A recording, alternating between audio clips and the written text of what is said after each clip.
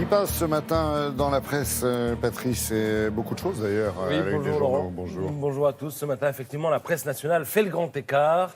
Les unes vont du Grand Paris au projet de loi sur l'immigration, en passant par cette vieille passion française qu'est l'immobilier. Il paraît que ça va continuer à monter, mais un peu moins vite. Les suites du débat sur la liberté d'importuner, la liberté sexuelle et le retour supposé ou réel du puritanisme, ou encore l'enfance maltraitée. Et à ce propos, parce que c'est aussi de cela qu'il s'agit, vous avez 3 pages à dévorer dans le Parisien sur l'affaire Lactalis.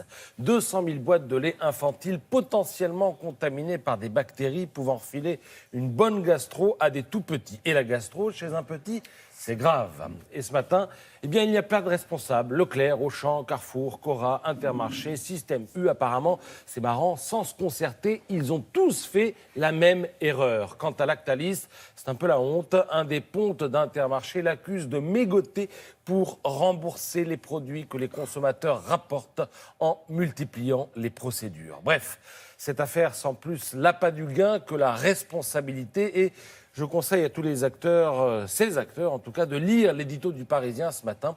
Cette affaire aura au moins eu cette vertu, nous apporter la preuve que lorsque les produits font l'objet d'un rappel de la part des autorités sanitaires, eh bien, ils ne sont pas systématiquement retirés des rayons des magasins. C'est ce qu'écrit Pierre Chausse. C'est inimaginable pour tout esprit sain. D'où la question, est-on là en présence d'un mensonge organisé pour écouler les stocks ou tout simplement d'une incompétence généralisée?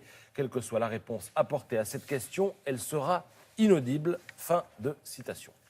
Alors, rien à voir avec ce qui précède, mais à ne pas manquer non plus ce matin l'interview de Jean-Michel Valentin dans Libération. Monsieur Valentin est chercheur en études stratégiques et il part du dérèglement climatique dont on vous rebat les oreilles en permanence pour nous démontrer, si besoin était, que les enjeux dépassent tout ce qu'on peut imaginer. Ils sont cruciaux, ils sont géostratégiques. 2 exemples, la guerre en Syrie par exemple. Tout commence en 2006. C'est la sécheresse, les récoltes s'effondrent, le bétail meurt, ce qui entraîne un afflux vers les villes syriennes qui ne sont pas prêtes à recevoir un tel exode. La population, entre guillemets, mobilisable pour différents modes de contestation va augmenter, principalement chez les jeunes et chez une classe moyenne qui a peur d'avoir faim. On voit ainsi comment des problèmes écologiques à la base mettent sous tension tout un pays.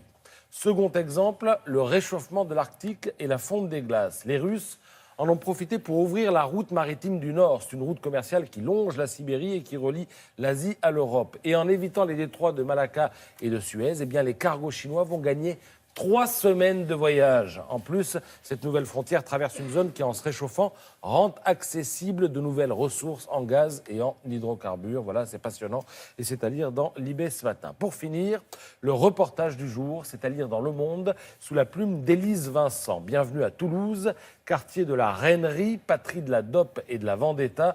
Ici, les policiers affrontent l'omerta, les magistrats sont débordés, les dealers clament leur innocence et de temps à autre, eh bien, on ramasse un cadavre après le passage d'un couple de tueurs dissimulés sous un niqab ou sous une djellaba. Ce quartier-là est sur la pente marseillaise et c'est ce qui tétanise la population, par ailleurs muette comme un banc de carpes.